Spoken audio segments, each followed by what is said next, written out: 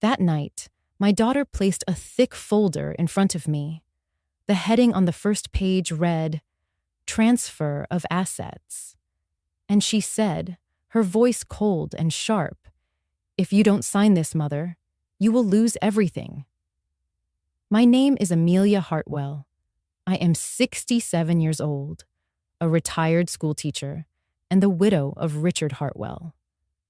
For 4 decades, I stood quietly beside him, while he built a fortune through patience, discipline, and stocks that grew year after year.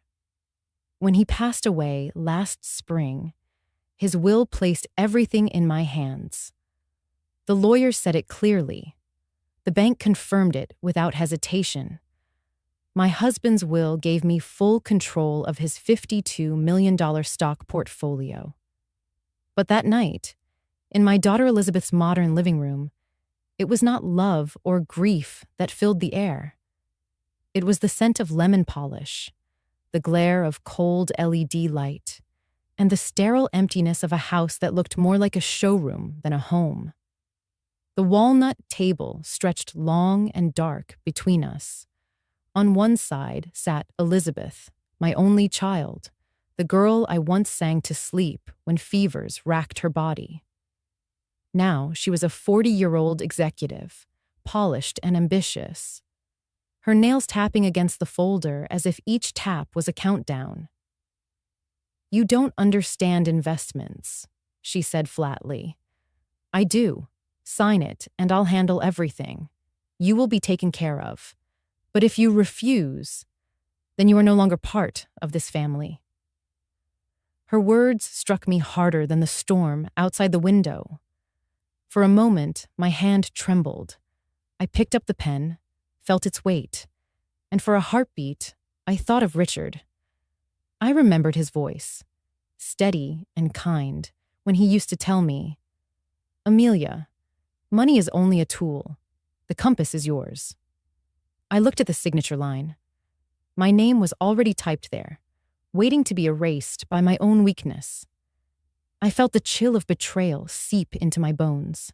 Still, I pressed the pen down, not to sign, but to push the entire folder back across the table. No.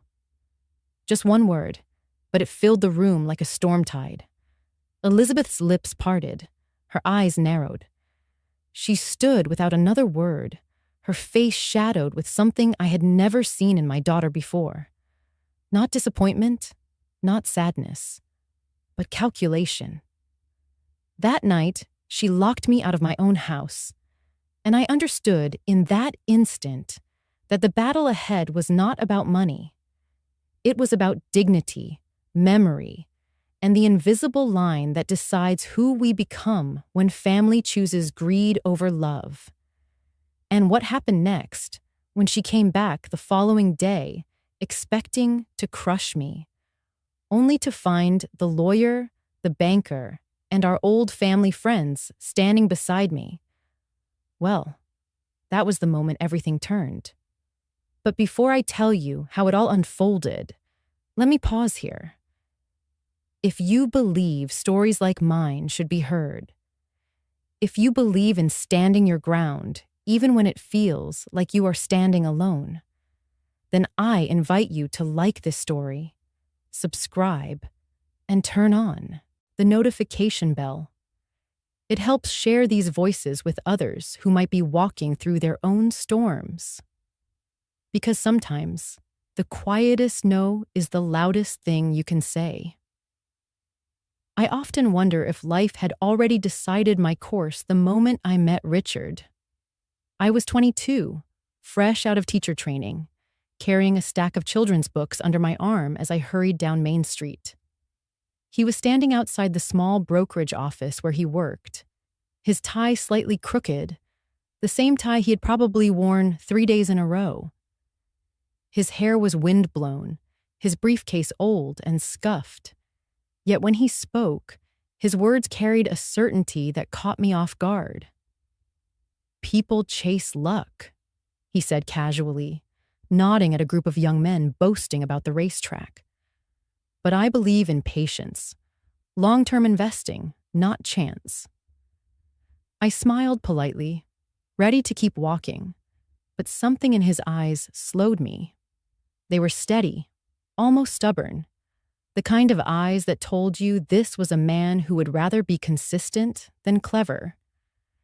I did not know then that those words, long-term, patience, discipline, would become the pillars of our life together. I was a school teacher, living off a modest salary. Every penny mattered. I carried coupons in my purse, baked bread at home, and patched Elizabeth's dresses long after she had outgrown them. Richard, on the other hand, worked late nights at the brokerage, poring over reports, circling potential companies, and sketching little charts in his notebooks. He was never reckless. If he bought a stock, it was because he had studied it for months, sometimes years. He used to say, "The market is like a tide. You don't force it. You wait for it to rise." Our marriage was simple, not glamorous. We shared coffee at dawn before I left for school. He would stir his with too much sugar. I would tease him. And he would wink and say, "Sweetness keeps the nerves steady." I watched him grow from a clerk into a financial advisor, then into a careful investor who built a portfolio, brick by brick. Behind his ambition, I stood quietly. I left my career when Elizabeth was born, deciding our daughter needed one steady parent at home. My days were filled with lesson plans abandoned for laundry, grocery lists, and bedtime stories. My hands shaped the routine. My voice calmed fevers in the night. Richard would often come home exhausted, but he always looked at me as if I were the true foundation of our family. One winter morning, as we sat at our small kitchen table with steam curling from our mugs, he reached across and touched my hand. "Amelia," he whispered, "one day when I'm gone, all of this will be yours. Because you're the one who keeps the heartbeat steady, not me." I brushed it off then, laughing at his dramatic tone. But he was serious. His eyes, softened by the morning light, carried no doubt. And for the rest of his life, he kept that promise. Years passed in their quiet rhythm. Elizabeth grew, and Richard's portfolio expanded. We celebrated birthdays not with lavish parties, but with small gestures. A scarf he chose for me, a set of books I bought for him. The gray wool scarf he gave me on our 25th anniversary became my favorite possession. He said, "It will keep you warm when I cannot." I wore it often, never imagining how soon that day would come. It happened suddenly. One bright spring morning, Richard collapsed in the garden while trimming the hedges. By the time the ambulance arrived, it was too late. A massive heart attack had taken him before I could even hold his hand one last time. The scarf hung on the coat rack by the door. I remember clutching it to my chest, as if the fabric could stop my heart from tearing.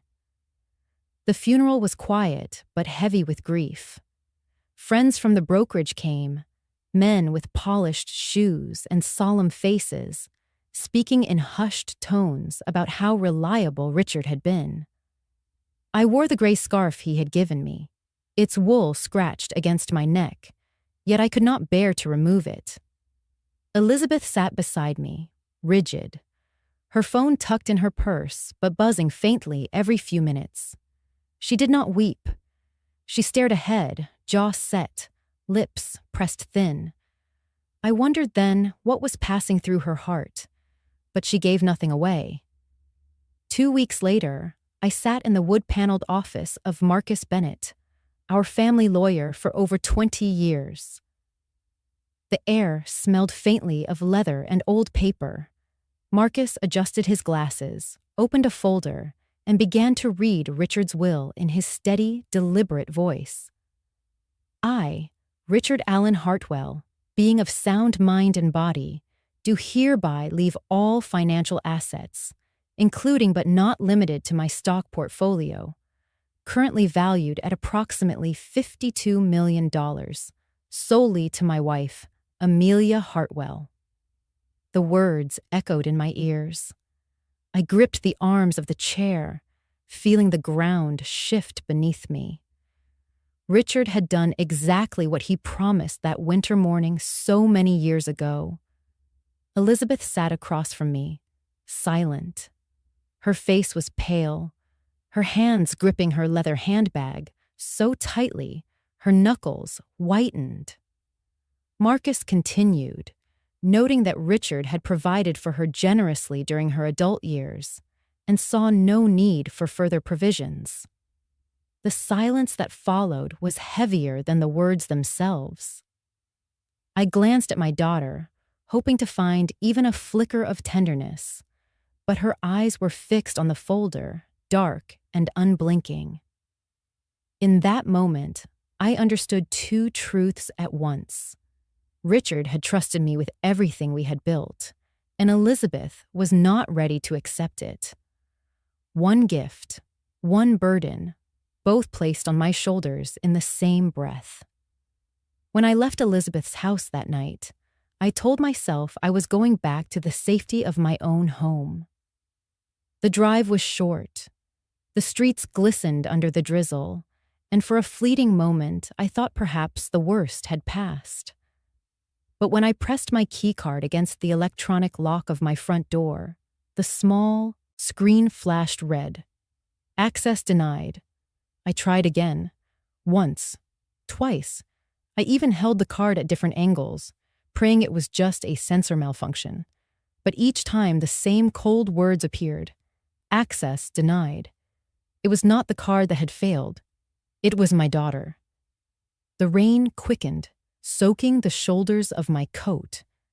My suitcase, the one I had packed with trembling hands, rested on the steps at my feet.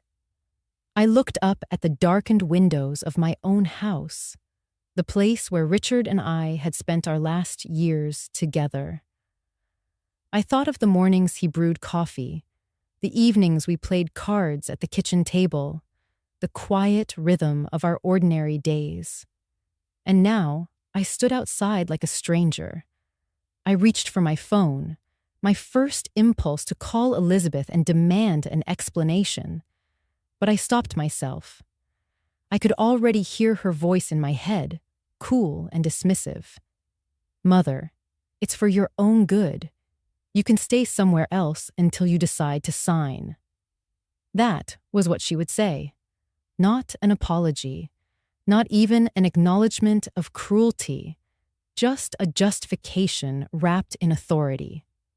So I slipped the phone back into my purse and steadied my breathing. The rain was running down my face, cold and insistent. Yet in that moment, a memory broke through. Richard's voice, calm and protective. Years earlier, while we were cleaning out the attic together, he had said it with a kind of half-smile. "If the day ever comes when you feel pushed out, Amelia, go to the cottage by the lake. That place will always open its arms to you." The cottage. It had been ours for decades, though rarely used in recent years. A modest cabin tucked near the waterline, with cedar beams and windows that looked out over a silver sheet of lake.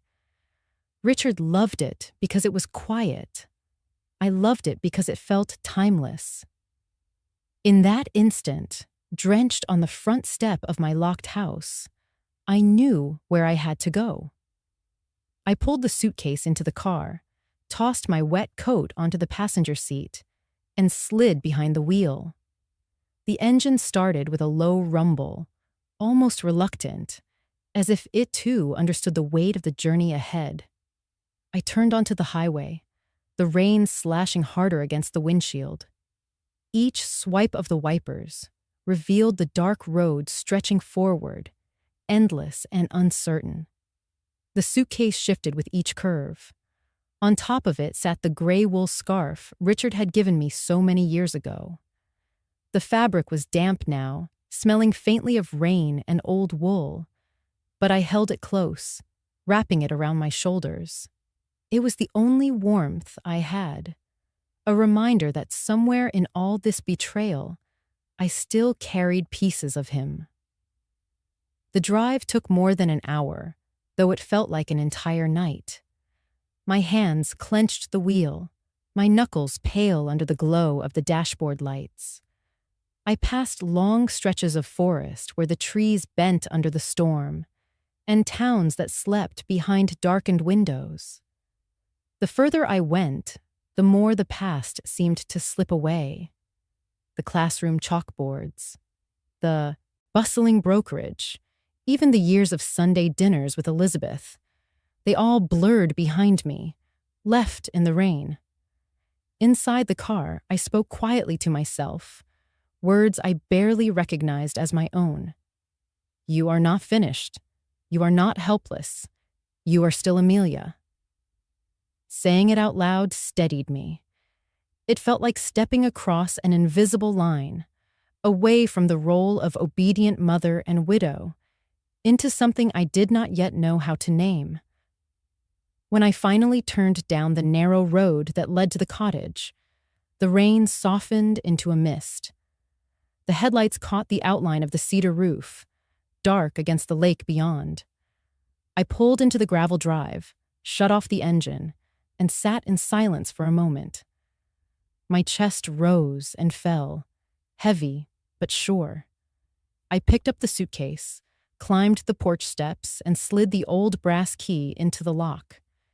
It turned easily, without resistance. The door creaked open, and a rush of warm, woody air greeted me, carrying the faint scent of cedar and thyme. I stepped inside, dripping, tired, yet strangely steady.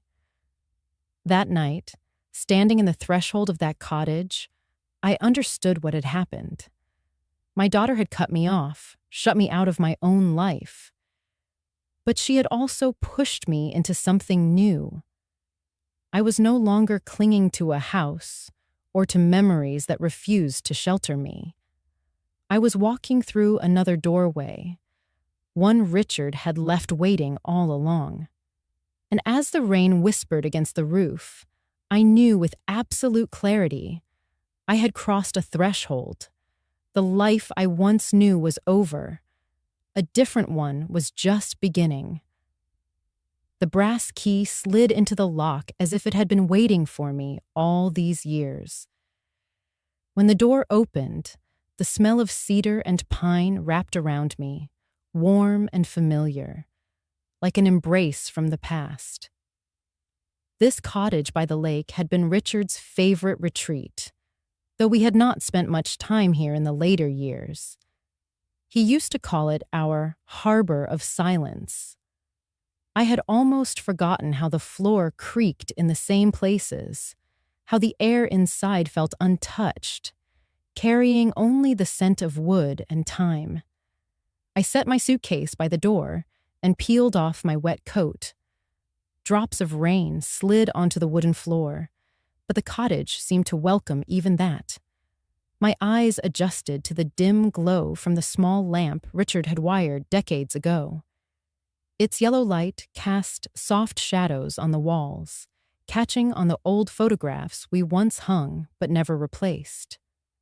There was one of Elizabeth as a toddler on the dock, Richard holding her steady. Another of me standing beside him during one of those rare vacations we could afford in the early years. The frames were dusty, yet the memories inside them had not faded. I walked toward the kitchen, hoping to find a towel, and that was when I noticed it. On the oak table by the window sat an envelope, thick, sealed, my name written across the front in Richard's unmistakable handwriting. My breath caught. The ink had bled slightly at the edges, as if it had been waiting a long time. My fingers trembled as I lifted it.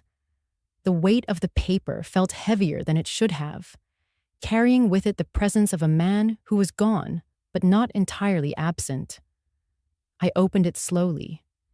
Inside was a single sheet of stationery, the words written in his careful, deliberate script. Amelia, if you are reading this, then the time I feared has come. You have always been the true keeper of this family. I built wealth. You built everything else. I know Elizabeth may not understand, and that she may turn against you. Do not face it alone. I have prepared a team for you, people I trust, people who will stand beside you. Marcus knows the law. Claire knows the banks. Thomas knows protection. Call on them. You will not have to fight by yourself. All my love, Richard. The words blurred as my eyes filled. I pressed the letter to my chest, the paper softening against the wool scarf that still clung damp around my shoulders. That scarf, gray and ordinary to anyone else, suddenly became my shield. Richard had given it to me on a cold anniversary morning, teasing me that it would keep me warm when he could not. Tonight, it felt like armor. I sank into the chair by the window, clutching the scarf with one hand and the letter with the other. Outside, the lake shimmered under the moonlight, ripples spreading in quiet patterns. The storm had passed, leaving only a mist that curled low over the water. The sound of the waves lapping against the shore was steady, grounding, like a heartbeat I could lean on. My tears came without sobs, quiet and unbroken. I cried not only for Richard, but for the loss of the life I thought I still had, the home I had been locked out of, the daughter who had turned into a stranger. Yet beneath the grief, there was something else, something sharper, a resolve. Richard had seen what I had not dared to admit, that Elizabeth's hunger for control would one day test me, and instead of leaving me defenseless, he had left me this, his words, his trust, and his allies. It was as if he had built a bridge for me across the chasm of betrayal. I folded the letter carefully and placed it back into the envelope, then slid it inside my scarf as though tucking it close to my heart. The lamp flickered gently, and I let my eyes wander once more to the lake. Its surface caught the pale glow of the moon, endless ripples fanning out like the chapters of a story just beginning. That night, as I sat by the window of the cottage, I realized I was no longer simply surviving the loss of Richard. I was stepping into the life he had prepared me to lead. A chapter closed behind me, the locked door, the red words of access denied, the cold threat of my daughter's ultimatum. And another chapter opened in front of me, the soft light of the cottage, the letter in my hand, the promise of strength not borrowed from anyone else, but found within myself. For the first time since Richard's death, I felt the faintest pulse of possibility. Not joy, not yet, but a beginning, a threshold crossed, a quiet certainty that the storm was behind me and that the rippling lake outside was calling me forward into something new. Morning arrived with a pale mist curling off the lake. I had not slept much. The chair by the window became my bed. Richard's scarf still draped around my shoulders, the envelope pressed against my chest. My eyes were gritty from tears, but my spine felt straighter than it had the night before. I made a pot of coffee in the old percolator, its hiss and gurgle steadying me. I was just setting the mug on the table when I heard the crunch of tires on gravel. Through the window, I saw Elizabeth's sleek black SUV pulling into the drive. She stepped out with the purposeful stride of someone arriving to claim victory. Her heels clicked against the stones, her blazer pristine, her hair pulled tight as if to emphasize control. She looked at the cottage with a faint curl of her lip, like it was a shed she would rather burn down than enter. I knew that look. She believed I was alone, vulnerable, a widow clinging to memories.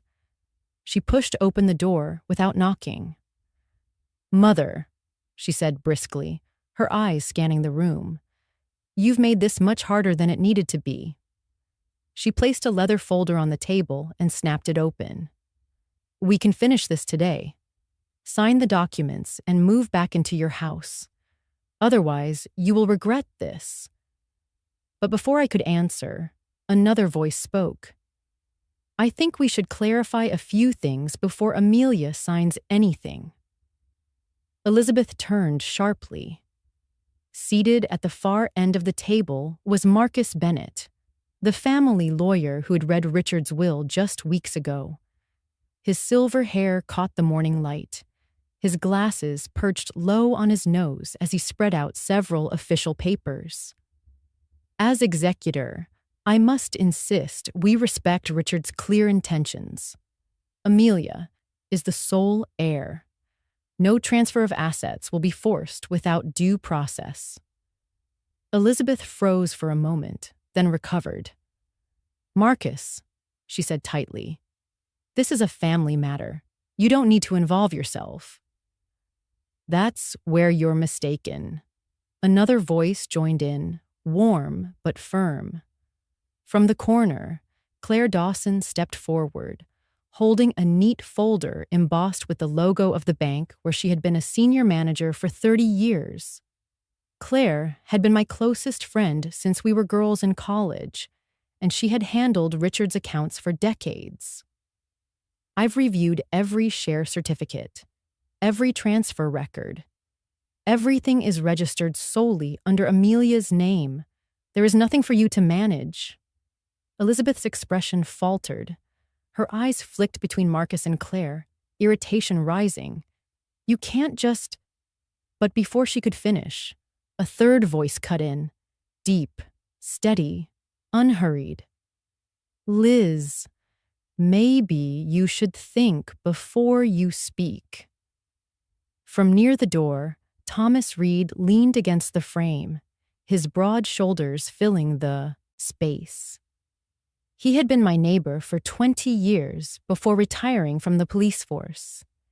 He was a quiet man, one who rarely interfered, but Richard had trusted him, and so did I. He held up a small stack of credit card statements. "Remember these? The times you used your mother's supplementary card for personal expenses? Vacations, jewelry, a down payment on that SUV? All while your father was alive. He forgave it, but don't stand here pretending you've sacrificed." Elizabeth's face flushed red. "That's irrelevant," she snapped.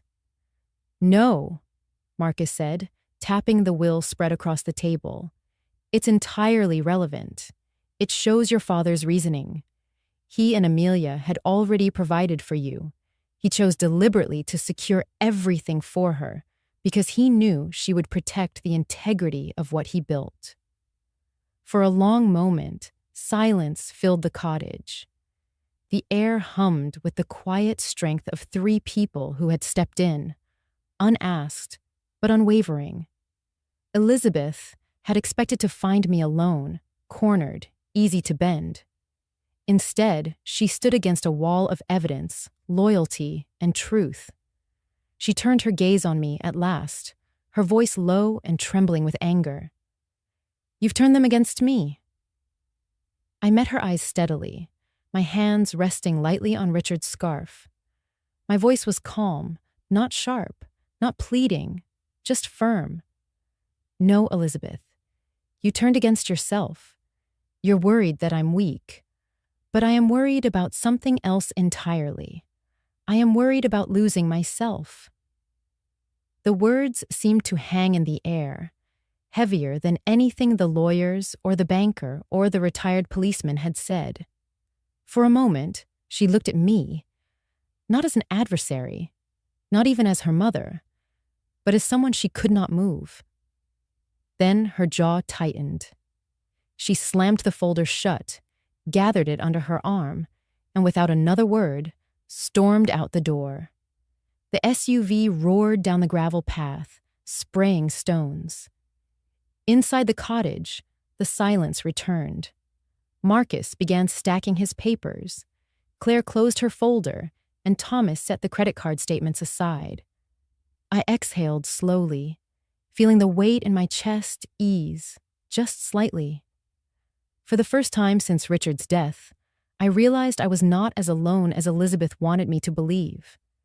Richard had been right. There was a team, a chosen family, and they were here, not for the money, not for control, but for me. The storm did not end with Elizabeth walking out of the cottage. If anything, that was only the beginning. Within days, whispers began to reach me. First through a friend who called hesitantly, then through the sideways glances at the grocery store, and finally through the pointed silences at church. Elizabeth had begun telling people that I was no longer myself, that grief had unmoored me, that I was slipping into confusion. She isn't fit to manage anything, she had said, according to one neighbor who still had the courage to warn me. Mother is forgetful, fragile, maybe even unstable. Someone else needs to take over before she loses everything. It was a clever tactic. She knew that in a small town, reputation was as powerful as any contract. Once doubt takes root, it grows like ivy, silent, creeping, strangling. Friends I had known for years suddenly avoided my eyes. Some offered polite smiles edged with pity. Others turned away altogether. I could almost hear their thoughts. Maybe Elizabeth is right. Maybe Amelia really is losing her mind. I will not lie. It stung. To walk into the post office and feel conversations pause, to catch fragments of sentences that dissolved the moment I turned, those cuts are deeper than any blade. Grief had already hollowed me. Now suspicion threatened to erase me. But I refused to fight fire with fire. I did not march into town to defend myself. I did not send letters, did not post declarations, did not beg anyone to believe me. Richard used to say, "When you explain too much, you lose more than words. You lose your footing." So I chose silence. Not weakness, but silence as a shield. One afternoon, the truth of it all unfolded in the most ordinary place, the supermarket. I had gone in for milk, bread, and tea bags. The aisles were crowded with people preparing for a holiday weekend. As I waited at the checkout, I noticed Mrs. Cooper, a woman from 3 houses down, standing a few lanes over. She was talking to another neighbor, her eyes darting toward me with the same look I had seen all week, concern mixed with doubt. When it came time to pay, the cashier handed me the electronic ballot form for the town council election. My hands were steady as I signed my name, checked the boxes, and slid the form back. Nothing extraordinary, just a simple civic act I had done every year. Yet I caught Mrs. Cooper staring at me, her face softening. It was as if she had expected me to falter, to forget, to stumble in confusion. Instead, she saw me as I was, composed, deliberate, entirely aware. For a moment, our eyes met.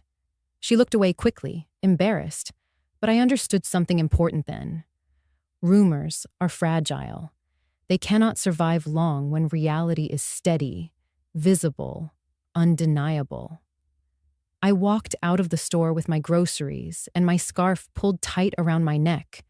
The whispers did not stop overnight. They never do. But I knew that silence, paired with consistency, would erode them faster than any shouting match ever could. I chose to let my actions speak, showing up at every meeting on time, paying every bill with precision, balancing my accounts with care. I lived as I always had, steady, measured, and unwilling to surrender my dignity to noise. That night, back at the cottage, I sat by the window again, looking out over the lake. The water rippled with the same calm persistence I tried to carry in my own heart. I thought of Richard's words, of the team he had prepared for me, of the allies already standing at my side. Elizabeth might have the louder voice in town, but I had something more enduring. I had truth, time, and the quiet strength of simply being who I had always been. And so I did nothing to fight her smear campaign, nothing except continue to be Amelia Hartwell. Sometimes that is the most defiant thing you can do. The smear campaign had left its marks on me, though I did not show them. I kept my head high, walked through the market, paid my bills, carried on. Yet at night, when the cottage grew still, I felt the doubts pressing in like a tide. Am I strong enough? Am I steady enough to carry everything Richard left behind? Those questions sat heavy on my chest. One evening, while searching through the cottage desk for stationery, I found a leather-bound notebook tucked into the back of a drawer. It was scuffed at the edges, the kind Richard used for years to jot down thoughts on investments, notes from meetings, reminders to himself. The sight of his handwriting, bold and neat, made my breath catch. I carried it to the table and opened it carefully, as though the pages might crumble if I moved too fast. The first entries were practical: lists of companies, dividends recorded in tidy rows, brief comments about market conditions. My fingertips traced his words as if touching them might bring him back. I turned page after page until I reached one that made me still. Elizabeth asked again about selling the portfolio. She said it was too slow, too boring. She wants to liquidate and put everything into real estate projects her friends are chasing. I worry she only sees the numbers, not the meaning. Amelia understands that these stocks are not just money. They are stability. They are patience made visible. My chest tightened. I kept reading. Another entry, dated only 2 years before he died. I have always imagined giving this to Elizabeth one day. I thought it could be her legacy. But today I overheard her at lunch. She said, "I'll sell the whole lot. Who wants to waste decades waiting on dividends when you can flip properties and double your money in months?" That was the moment I knew. She does not see what Amelia sees. She does not feel what Amelia feels. This is not for her. It must go to Amelia. I sat frozen, my hand resting on the page. The words blurred and steadied again through my tears. Richard had nearly handed everything to Elizabeth. For years, he had believed she would be the one to carry it forward. And she might have been, had her vision been different. But in one careless moment, she had revealed her truth. She saw only profit, never principle. I let out a long, unsteady breath. The room felt small, the air thick, as though the weight of what I was reading pressed in from every side. I pressed my palm against the ink, feeling the ridges where his pen had pressed into the paper. The silence of the cottage grew so deep, I could hear the faint hum of the refrigerator, the distant lap of the lake against the shore. Slowly, I lowered my head until my forehead touched the notebook. My tears fell, not in sobs, but in quiet drops that spotted the page. Not grief this time, not despair, something sharper, awakening. For so long, I had let Elizabeth's accusations pierce me. I had let her threats echo in my mind. But here, in Richard's own hand, was the truth he had carried. He trusted me because I understood. Not the numbers, not just the shares, but the meaning behind them. Every stock represented years of restraint, of choosing less now for more later. It was not just money. It was the story of our lives. I lifted my head and wiped my cheeks with the back of my hand. The tears that remained were not heavy anymore. They carried clarity, a reminder. Richard had not chosen me because he had no one else. He had chosen me because he believed I was the only one who would protect the integrity of what we had built. I closed the notebook gently and placed both hands on its cover. My wedding ring, worn thin from decades of dishes and laundry, glinted against the leather. In that moment, I whispered into the stillness, "I will not fail you, Richard." The scarf around my neck slipped slightly, and I pulled it tighter. What once felt like comfort, now felt like a shield. I looked out through the cottage window at the lake, silver ripples stretching endlessly. Each wave seemed to echo the same truth: patience, steadiness, endurance. I sat there for a long time watching the water. My body was tired, but my spirit felt strangely new, like something inside me had woken up after a long sleep. I knew Elizabeth would not stop. I knew she would strike again, harder. But now, I no longer doubted myself. The notebook was proof. The truth was mine. That night, I placed the leather book on the bedside table. As I slid beneath the quilt, the lake whispering outside, I carried one thought with me into sleep. I had been given not just an inheritance, but a calling, and I would honor it, no matter the cost.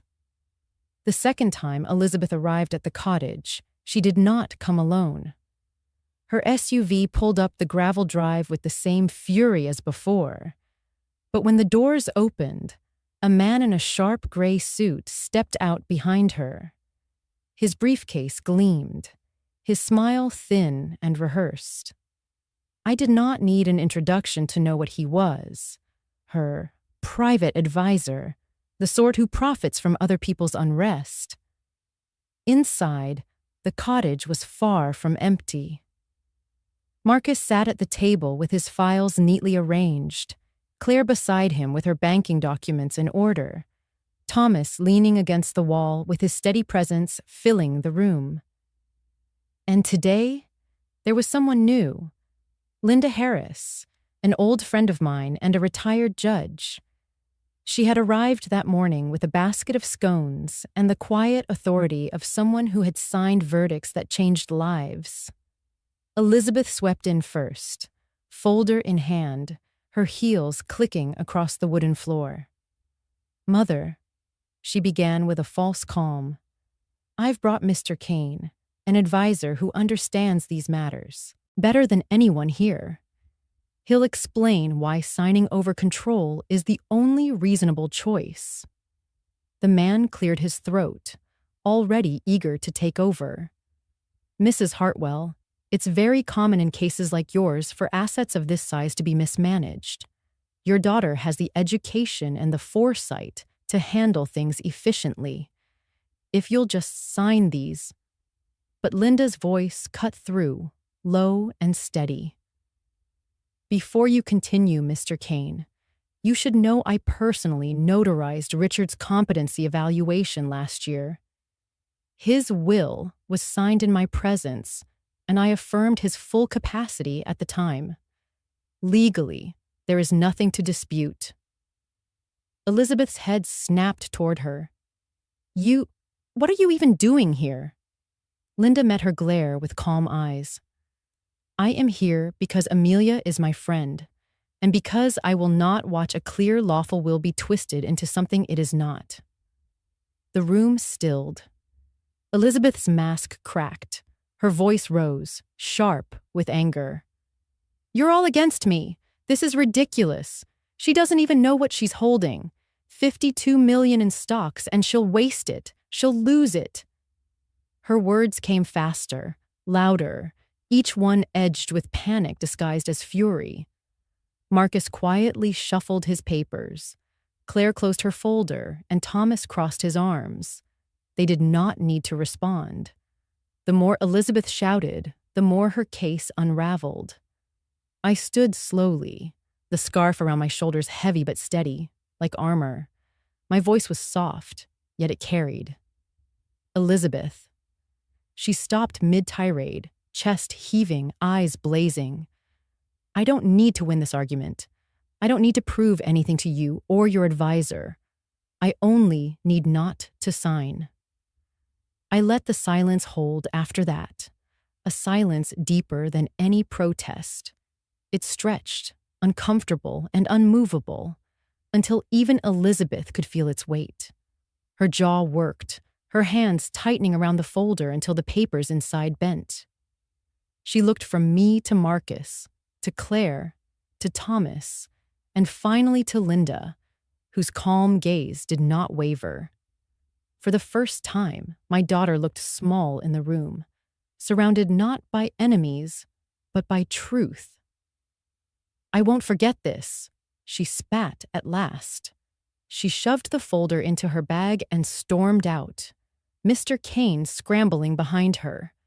The slam of the SUV doors echoed across the lake before the engine roared and carried them away. Inside the cottage, no one moved for a long while. The only sound was the ticking of the old clock on the mantel and the faint lap of the lake outside. I lowered myself back into my chair, my hands resting on Richard's scarf, my heart steady. I didn't win anything today, I said quietly, but I didn't lose myself, and that is enough. No one argued. No one needed to. The weeks that followed felt heavier than I had expected. I had braced myself for Elizabeth's fury, but not for the slow erosion of reputation that trailed behind her. In town, whispers followed me like shadows. To some, I was no longer Amelia Hartwell, the teacher, the neighbor, the wife who had once helped organize bake sales and book drives. I had become that woman, the one who clung to her millions, who locked her daughter out, who turned her back on family. I heard it first in the grocery store, from two men near the produce section. They spoke without lowering their voices, as if assuming my ears had dulled with age. "She's hoarding it," one muttered. "Imagine keeping all that money when her daughter's struggling." The other chuckled. "Some people would rather die rich and alone." I kept my eyes on the apples, my scarf pulled snug around my neck. I did not correct them. What would words change? But the rumor traveled faster than I could have imagined. At church, pews once warm with greetings now felt colder. A few old friends gave me polite nods but avoided conversation. Others simply turned away. When I walked to the post office, I could feel eyes on my back, and not one pair with kindness. It was as though Elizabeth had painted me with a single stroke. A selfish widow guarding her treasure. One afternoon, I went into the cafe on Main Street, a place Richard and I used to frequent after errands. The bell above the door jingled the same way. The air smelled of roasted beans and cinnamon rolls, but the comfort had thinned. I ordered my usual tea and settled into a small corner table by the window. My scarf lay across my lap, its wool familiar beneath my hands. That was when I heard them. Two women at the next table, leaning close, voices hushed but carrying just enough for me to catch each word. "It's such a shame," the first said, stirring her coffee. "Elizabeth is such a good girl, and her own mother shuts her out like that." The second sighed. "I heard she won't even share a penny. Who does that to their child? What kind of mother would rather see her daughter suffer?" The first shook her head. A greedy one, a bitter old woman clinging to control. Their words pierced sharper than they could have known, each one landing with a sting I could not swat away. I gripped my scarf tighter, the wool bunching between my fingers. My throat ached with the effort of holding my silence. For a fleeting moment, I wanted to stand, to tell them everything. The threats, the lies, the way Elizabeth had locked me out of my own home. But then I saw their eyes, full of certainty. They had already chosen their version of the story. My truth would only sound like an excuse. So I sat quietly, sipping my tea, letting their voices fade into the background. On the surface, I looked calm. Inside, I was unraveling. As I left the cafe, the air outside felt sharper, the cold cutting into my skin. I walked slowly back toward the cottage, my scarf tight around my neck, my thoughts pressing harder with every step. Am I the villain in this story? The question lodged deep, heavier than any whisper. Was I truly the one holding Elizabeth back, denying her what could have been her future? Was I clinging so tightly to a promise that I had forgotten compassion? But then Richard's notebook returned to me, his words etched like anchors. Amelia understands the value. Elizabeth only sees the sale. He had not chosen lightly. He had chosen with clear eyes, with knowledge of both of us, and the envelope he left, the team he built. It was all because he knew this storm would come. I paused by the lake as the wind rippled across its surface. My reflection wavered in the water, fractured and whole all at once. I whispered into the cold air, I am not hoarding. I am not greedy. I am keeping a promise. The scarf brushed against my cheek, soft and steady, as if Richard himself leaned close to remind me. A promise made in love is not selfishness. It is stewardship. Still, the loneliness remained. I carried it back inside the cottage that night, where the silence was too thick and the shadows too long. But even in that silence, even in the ache of doubt, I felt the faint pulse of resolve. I would not trade away my integrity for approval. I would not break faith with the man who had trusted me above all else.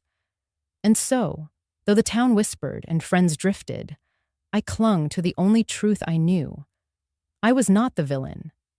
I was a keeper of promises.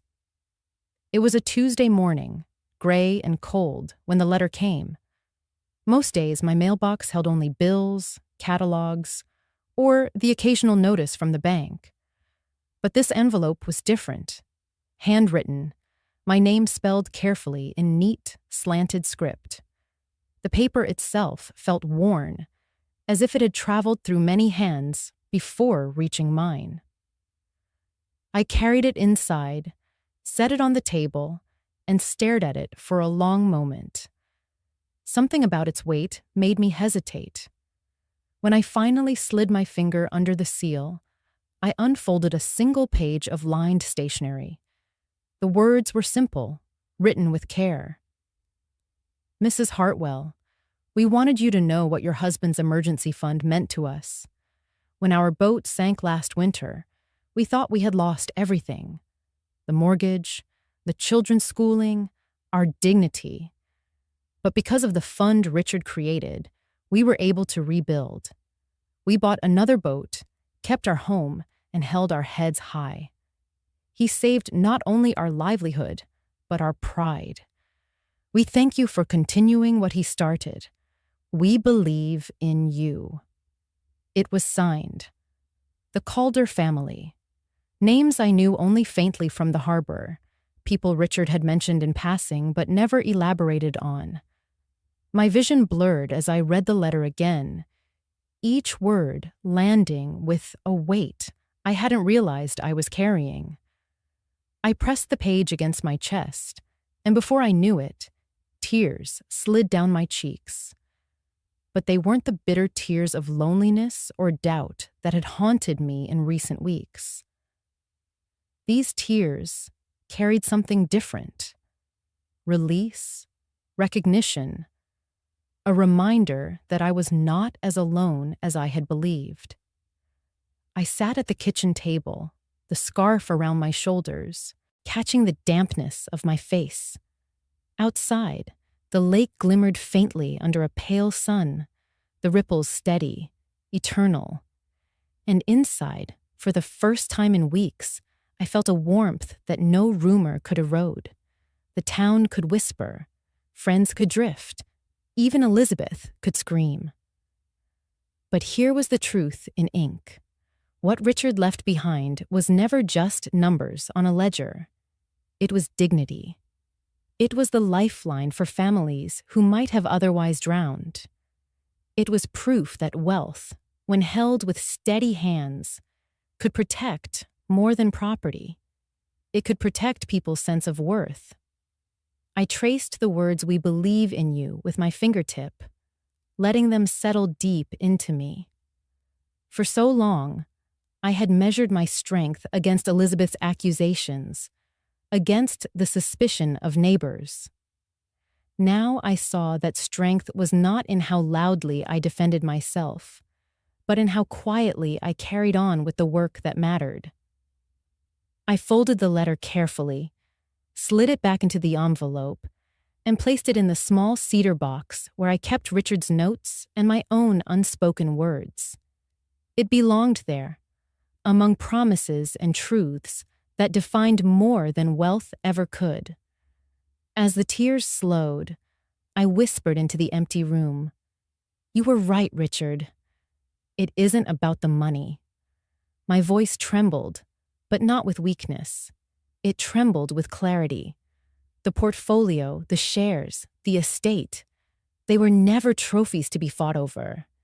They were instruments of stewardship, tools to preserve not just our family's legacy, but the dignity of others who had less to lean on. For weeks, I had asked myself, am I the villain? But holding that letter, I felt the answer bloom inside me. Number I was not cruel, nor greedy. I was the keeper of a promise that stretched beyond myself, beyond Elizabeth, even beyond Richard. It reached into lives I might never fully know, yet whose gratitude now reached back to me. I closed my eyes and let the silence fill with something new. Not loneliness, not fear, but connection. For the first time since Richard's death, I felt part of something larger than my own grief. When I opened my eyes again, the lake still rippled, the scarf still warmed my shoulders, and the letter still rested in the cedar box. Nothing around me had changed, yet everything inside me had shifted. I was not alone. I have often wondered what happens behind the walls I am not invited into. What words are said when the door closes? What silence lingers after? For weeks, all I saw of Elizabeth was her anger. Sharp, cutting, relentless. But there was one evening when truth slipped through, not in her voice, but in what I overheard. I had gone into town to pick up supplies, and on my way back, I passed the cafe. Through the window, I saw Elizabeth sitting alone, her phone pressed to her ear, her expression brittle. I slowed without meaning to, the scarf around my neck tight against the wind. Her voice carried just enough for me to catch fragments. "Jason, you're not listening," she said, her tone high and strained. "I can't keep covering everything. The mortgage, the credit cards, the trips you insist on. Do you think it all just pays for itself?" She paused, her free hand clenched around her coffee cup. "You promised the deal would close months ago. Now the bank keeps calling me. I can't be the only one holding this together." I should have walked away. It was not my place to stand there, to hear the cracks in her voice. But my feet stayed rooted. "I need you to show up for me," she continued, her voice breaking just slightly. I need someone to see what I'm carrying." A silence followed, her jaw tightening as she listened. Then she gave a bitter laugh. Of course, always another excuse. Fine. Forget it. She ended the call and stared at the table, her shoulders sagging. For a moment, she looked nothing like the polished woman who stormed into my cottage demanding signatures. She looked small, tired. The same young girl I once tucked into bed after nightmares. Only now she was battling her own monsters, ones I could not soothe with a lullaby. I turned away quickly, not wanting to intrude further, but the image stayed with me. Later that night, as I sat by the lake, I thought of what I had seen. Elizabeth's fury had a source I had almost forgotten to consider. Her own life. A husband who treated her as an afterthought. Debts that weighed heavy. The constant hunger for validation in a world that measures worth in possessions and appearances. This did not excuse her cruelty toward me. It did not soften the way she had tried to strip me of dignity, the way she had locked me out of my own home. But it made her sharper edges more complicated. She was not just a villain in my story. She was also a woman drowning, clutching at anything that might keep her afloat, even if it meant pulling me under. The next day, I saw her again in town. She wore her usual armor, heels, blazer, hair tied back, but her eyes were ringed with shadows. She passed me without a word, chin high, but I carried the memory of her voice in that cafe.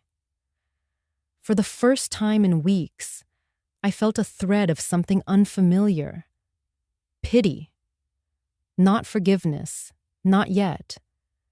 But pity for the part of her that was still that little girl who once begged me to stay an extra minute at bedtime, who wanted to be seen, to be enough. I realized then that Elizabeth's battle was not just with me or with Richard's will. It was with the gnawing fear that she was invisible in her own life. I sat with that thought for a long time. It would have been easier to keep her in the role of antagonist, to paint her in the stark black and white lines of selfishness and greed. But life is rarely so simple. Elizabeth was both, the daughter who wounded me and the woman who carried wounds of her own. That realization did not absolve her. It did not mean I would surrender to her demands. But it deepened the story I was living.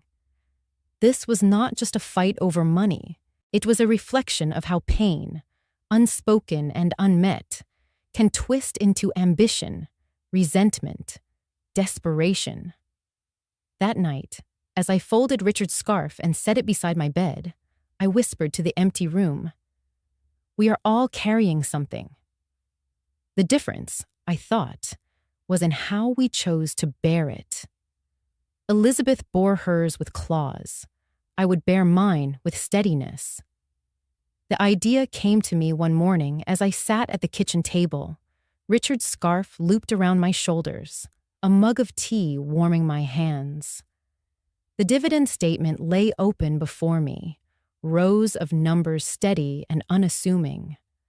For months, these figures had been the center of conflict, proof to some that I was hoarding, proof to me that I was keeping a promise.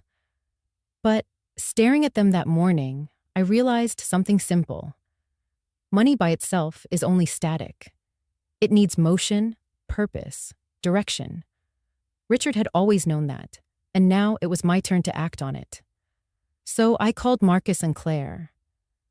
I told them I wanted to establish a fund in Richard's name, not for grand projects or flashy donations, but for something humble and steady, just like him. Scholarships, I said. Opportunities for young people from harbor families who often lived on the edge, who worked hard, but never quite had enough for tuition or training. Richard had grown from that world. So had I. It seemed only right that his legacy flow back into it. Within weeks, the papers were drawn. The Hartwell Fund was born, built from a portion of the dividends, carefully structured so the principal would never be touched. I kept the announcement quiet at first, afraid Elizabeth might twist it into another weapon. But word has a way of moving, and before long, applications trickled in. Letters written in earnest, some shaky with misspellings, but all carrying the same plea. A chance. The day the first group of students arrived at the cottage, the air smelled of lake water and spring blossoms. I had baked bread that morning, the scent filling the rooms where I had once sat alone in doubt. Now chairs were pulled close, notebooks opened, voices buzzing with nervous energy. There was Jacob, the son of a fisherman whose boat had broken down last winter. He wanted to study marine engineering so he could one day repair vessels instead of watching them sink. There was Lila, her hair in a messy braid, who dreamed of becoming a nurse after losing her grandmother without proper care. And there was one small girl, too young to apply herself, but who came along with her older sister. She had wide eyes and clutched a crayon drawing of a boat she insisted was Mr. Richards. As we gathered in the living room, I spoke softly, my hands resting on the back of a chair. This house was once my refuge, I told them. Now I want it to be a place of beginnings. Richard believed in patience, in steady effort. And he believed that every generation deserves its chance to grow stronger than the one before. The students listened, some nodding, others scribbling in notebooks as though my words were more than memory. I handed out envelopes, each containing a scholarship certificate signed under the seal of the Hartwell Fund. Hands trembled as they received them, eyes filled with tears. The room pulsed with something far greater than money. It was hope, passed from one set of hands to another. When the little girl with the drawing climbed into my lap, she looked up at me with a shy smile. "Thank you, Grandma Hartwell," she whispered. The word startled me, cutting deeper than I expected. Grandma. I had heard it once from Elizabeth when she was small, warm, and unguarded, before ambition hardened her voice. To hear it now, from a child not of my blood, but of my heart, felt like a balm. I hugged her close, the scarf slipping down to brush against her hair. "You're welcome, sweetheart," I said, my voice thick. And in that moment, I understood the truth. Family is not always who shares your name, but who shares your hope. The cottage no longer felt like a hiding place. It had become something new, a lighthouse, a place where light spread outward, not in grand beams, but in steady glows, touching those who needed it most.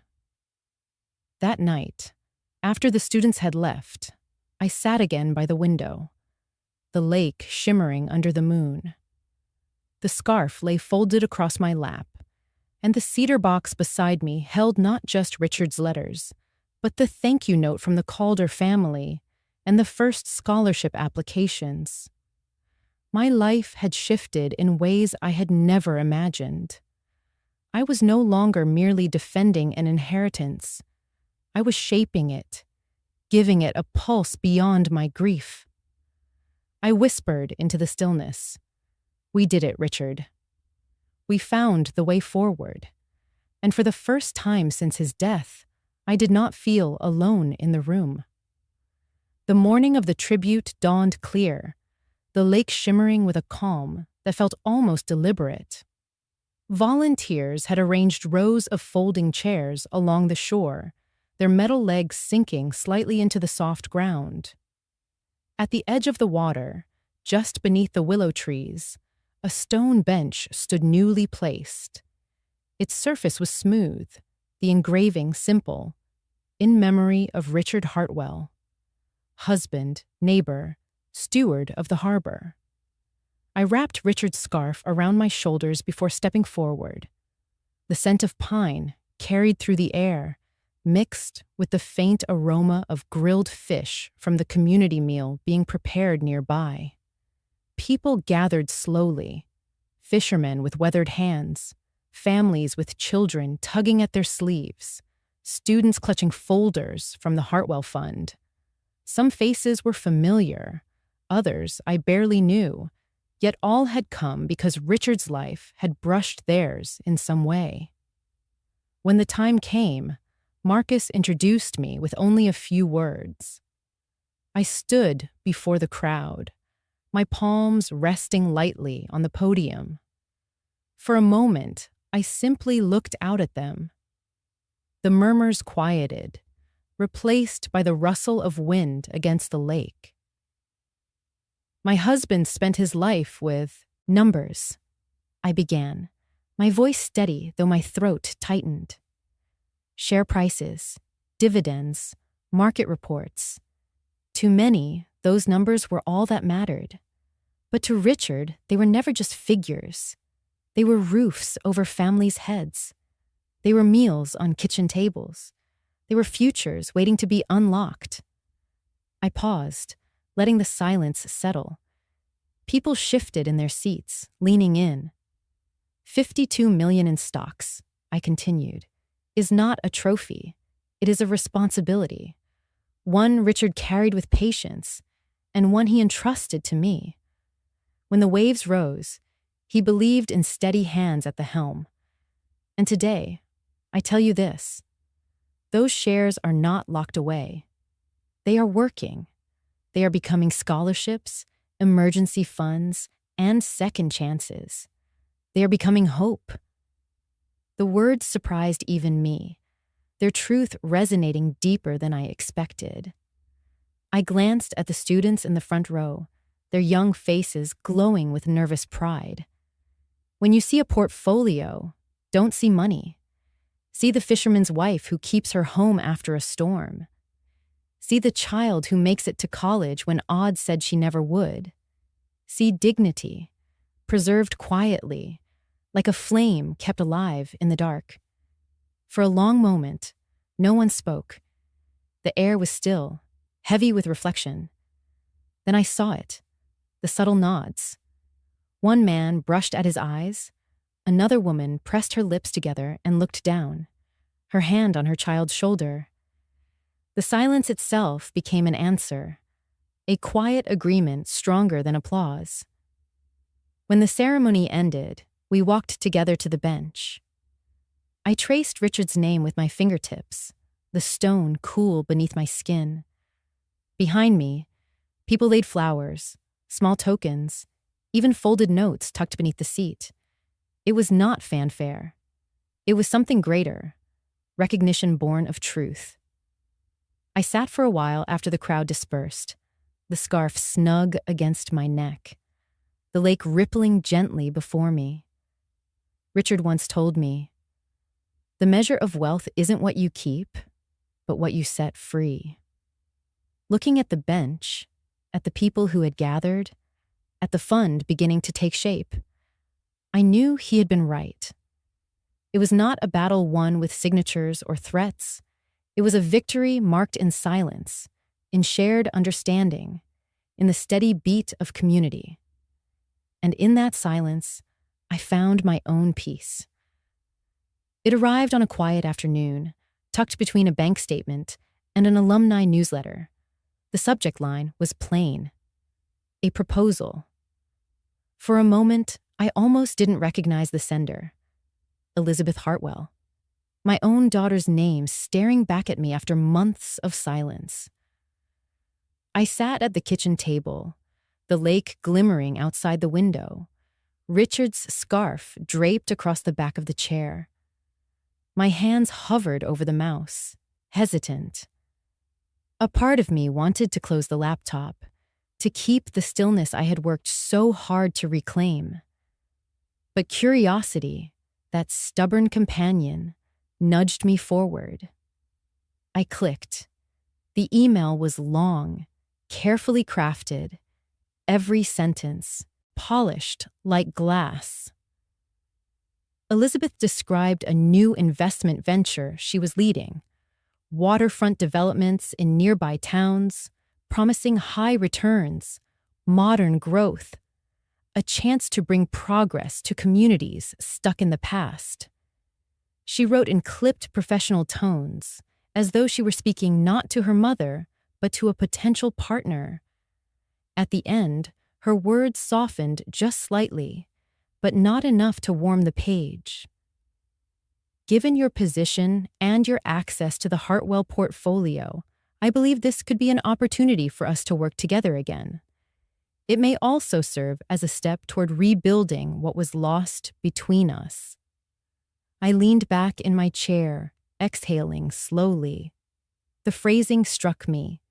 Not rebuilding us, not mending our family, but rebuilding what was lost. To her, even our bond sounded transactional. A line item, not a lifeline. For a long while, I simply stared at the screen. My chest felt heavy, not with anger, but with a tired sort of recognition. Elizabeth hadn't changed. Or perhaps she had, just not in the way I once prayed for. She was extending a hand, but not in reconciliation. It was the hand of a businesswoman eyeing the resources she believed should have been hers. I stood, walked to the window, and pressed my palm against the glass. The lake rippled gently in the afternoon sun. A family of ducks glided across the water, unbothered by anything beyond their course. I envied their clarity. When I sat back down, I placed Richard's scarf across my lap, the wool grounding me. I thought of the bench with his name carved in stone, of the students who had called me Grandma Hartwell, of the letters from families whose dignity had been preserved because of Richard's foresight. Those were the partnerships that mattered now. Not ventures built on speculation and fragile promises, but bonds built on trust, on quiet acts of faith. I opened a new email, my fingers poised above the keys. My first impulse was to explain, to soften the blow, to remind Elizabeth of the choices that had brought us here. But then I remembered the lesson these past months had carved into me. Boundaries are not cruelty. They are care, for myself, for the legacy Richard left, for the people who now depended on the Hartwell Fund. So I typed slowly, each word deliberate. Elizabeth, thank you for thinking of me. I will not be participating in your project. I wish you the best in all that you pursue. Amelia, that was all. No accusations, no defenses, no cracks for her to slip arguments through. Just a clean line. A graceful severance. Before pressing send, I looked once more at the scarf, its fibers worn but strong. Richard had given it to me decades ago for warmth, but it had become something more, a symbol of steadiness. I touched it lightly, then clicked send. The whoosh of the email leaving was final, but not crushing.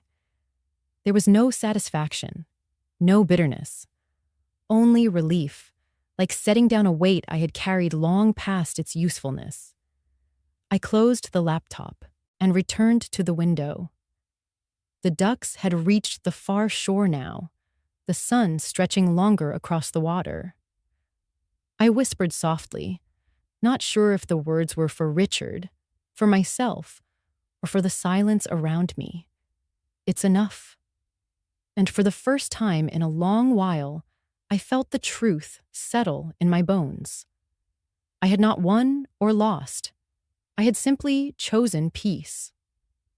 The afternoon sun dipped low, spilling gold across the lake. I sat on the porch of the cottage, a steaming cup of tea warming my hands. Richard's scarf draped across my shoulders. The wool smelled faintly of cedar, a comfort that reached deeper than the chill in the air. The wooden boards beneath my chair creaked gently as I leaned back. watching the ripples shift and settle on the water. It struck me how stillness could carry its own kind of strength. Months ago, I would have filled the silence with questions about Elizabeth, about the choices Richard made, about my own worth. But here, on this porch, with the scarf snug against me and the tea pressing warmth into my palms, I found myself whispering the truth I had learned. Boundaries are not built to push others away. They are meant to keep us from drifting too far from ourselves. The words floated into the air, carried softly by the breeze. For so long, I thought survival meant saying yes. Yes to duty. Yes to sacrifice. Yes to whatever my family demanded. Now I knew the quiet power of no. Not a no of bitterness, but a no that said, "This is where I stand, and this is where I remain whole." The lake shimmered as the sun lowered further, painting streaks of orange and pink across the sky. I thought of Richard, his laugh echoing from years past, his steady hand placing the scarf around my shoulders on some long-ago winter night. I thought of the students who would soon carry his name into their futures, of the families who had already been lifted by his foresight. That was legacy. Not dollars, not signatures, but lives steadied, quietly in times of storm. I raised the cup to my lips, savoring the tea's warmth, and let my gaze rest on the horizon. Somewhere out there, Elizabeth was walking her own road, carrying her own burdens. I could not control that path, nor would I try. All I could do was keep my own compass true. The cottage behind me glowed softly with lamplight, a place once of refuge now turned outward, a place of beginnings for others. I felt the circle closing, not in finality, but in a way that opened again. The scarf, the tea, the lake, they were small things, but they anchored me in something larger than loss. I breathed deeply and spoke once more, almost to myself, almost to whoever might one day hear this story. If you have ever been forced to choose between keeping the peace and keeping your dignity, which would you choose? I let the question linger because it was not just mine. It belonged to anyone who had sat in silence, weighing the cost of their own worth against the comfort of others. It was not a question with easy answers, but it was one that deserved to be asked aloud. The light shifted again, softer now, as if the day itself was preparing to rest. I watched the last glimmers dance on the water and felt a quiet assurance settle in me. This was not the end. It was simply another beginning, shaped by choice, by dignity, by the knowledge that it is never too late to start again. Before I close this chapter, let me ask you, where are you watching from? Is it a quiet morning with a warm cup of coffee, or a late night where stories like this keep you company? Let us know in the comments. I read everyone with gratitude. And if this story touched your heart, please consider subscribing to the channel.